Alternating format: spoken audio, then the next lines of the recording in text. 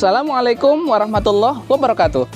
Halo Sobat Al-Fatih, ketemu lagi dengan Pak Fuad dalam program Ramadan dengan tema Sains dalam Al-Quran di channel YouTube Sekolah Al-Fatih TV. Sahabat Al-Fatih, bagaimana kabarnya hari ini?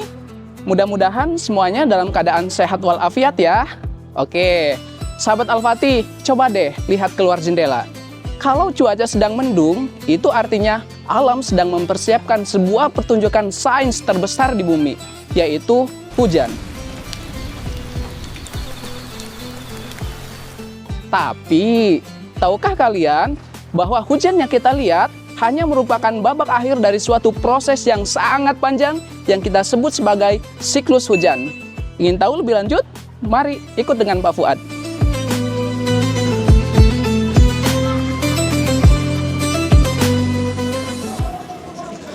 Sahabat Al-Fatih, pada zaman dahulu, tahapan terjadinya hujan belum diketahui oleh manusia. Namun, setelah ditemukannya radar udara, tahapan-tahapan tersebut mulai diketahui oleh para ilmuwan sains. Berdasarkan penelitian, ada dua faktor yang mempengaruhi proses terjadinya hujan. Yang pertama yaitu sinar matahari, dan yang kedua adalah angin. Tapi, ada yang lebih menarik nih, sahabat Al-Fatih. Jauh sebelum sains mempelajari tentang proses terjadinya hujan, Al-Quran 14 abad yang lalu sudah mengabadikannya. Sahabat Al-Fatih, ada yang tahu dalam Al-Quran surat apa dan ayat keberapa? Ya, betul sekali sahabat Al-Fatih. Cerita tentang hujan diabadikan dalam Al-Quran di surat Ar-Rum ayat 24. Allah Subhanahu wa Ta'ala berfirman, A'udzubillahi minasyaitonirrajim, Bismillahirrahmanirrahim. Wa min ayatihi yurikumul barqa khawfa wa tama'a wa yunazzilu minas samaa'i ma'an fayuhyi bihil arda ba'da mautiha inna fi dzalika laayatil liqaumi ya'qilun. Dan di antara tanda-tanda kekuasaannya, dia memperlihatkan kepadamu kilat untuk menimbulkan ketakutan dan harapan, dan dia menurunkan hujan dari langit lalu menghidupkan bumi dengan air itu sesudah matinya.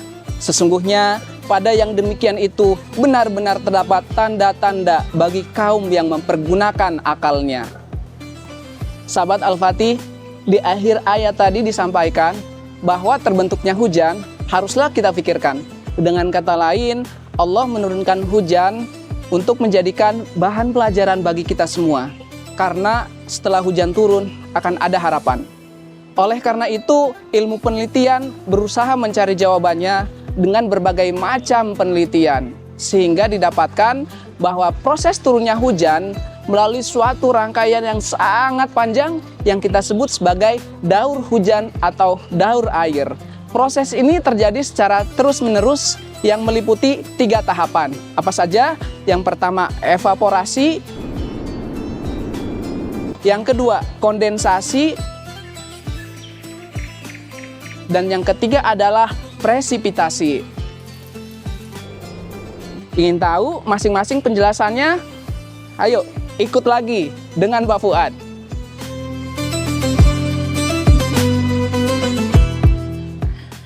Baik sahabat Al-Fatih, sekarang kita bahas 3 tahapan daur hujan atau daur air. Tahapan yang pertama adalah evaporasi atau penguapan, di mana di sini panas dari sinar matahari akan membuat air laut, sungai, dan danau menguap. Air yang menguap ini kemudian akan berubah menjadi uap air dan naik ke atmosfer. Setelah itu, proses ini juga melibatkan transpirasi dari tumbuhan dan evapotranspirasi dari permukaan tanah. Tahap yang kedua disebut dengan kondensasi atau pengembunan. Uap air yang ada di atmosfer kemudian akan berubah menjadi dingin karena adanya suhu yang lebih rendah pada ketinggian. Uap air yang mendingin ini secara perlahan namun pasti akan berubah menjadi tetesan-tetesan air maupun kristal es yang sangat kecil, lalu terbentuklah awan. Awan-awan kecil ini dengan bantuan dari angin kemudian akan tertiup dan terbawa sehingga menjadi awan yang lebih besar. Yang ketiga disebut presipitasi. Awan akan menjadi semakin berat karena terus menampung tetesan air maupun kristal es. Dan ketika awan sudah tidak mampu lagi menampung beban berat dari air, maka air akan turun ke bumi dalam berbagai bentuk seperti hujan, hujan es, maupun salju. Baik sahabat Al-Fatih, itulah tadi proses terjadinya hujan. Lalu apa sih manfaat hujan untuk bumi kita? Setidaknya ada 4 manfaat hujan bagi bumi. Yang pertama, air hujan itu sebagai sumber kehidupan. Karena pada kenyataannya, air hujan ini merupakan sesuatu yang sangat penting dalam aktivitas sehari-hari. Karena kita tahu bahwa makhluk hidup tidak dapat bertahan hidup tanpa adanya air. Kemudian yang kedua, sebagai sarana ibadah. Dalam Islam, air hujan merupakan salah satu contoh dari air suci dan juga mensucikan, sehingga dapat kita gunakan untuk berwudu ya. Kemudian yang ketiga, air hujan digunakan sebagai sarana pemberdayaan lingkungan. Hal ini diaplikasikan dalam bidang pertanian. Serta yang keempat, air hujan digunakan sebagai sarana pembangkit energi.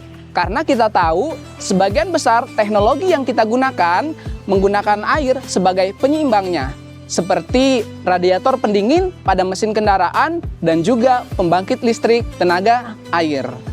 Nah, sahabat Al-Fatih, dari sini kita jadi tahu bahwa turunnya hujan itu adalah sebagai pembawa harapan. Karena apa? Karena di dalam hujan banyak sekali keberkahan. Jadi pertanyaannya, boleh tidak sahabat Al-Fatih main hujan-hujanan di rumah? Jawabannya adalah boleh.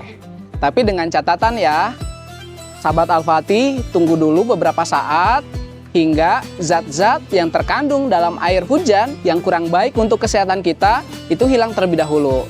Setelah itu langsung mandi dan juga mengkonsumsi makanan dan minuman yang hangat.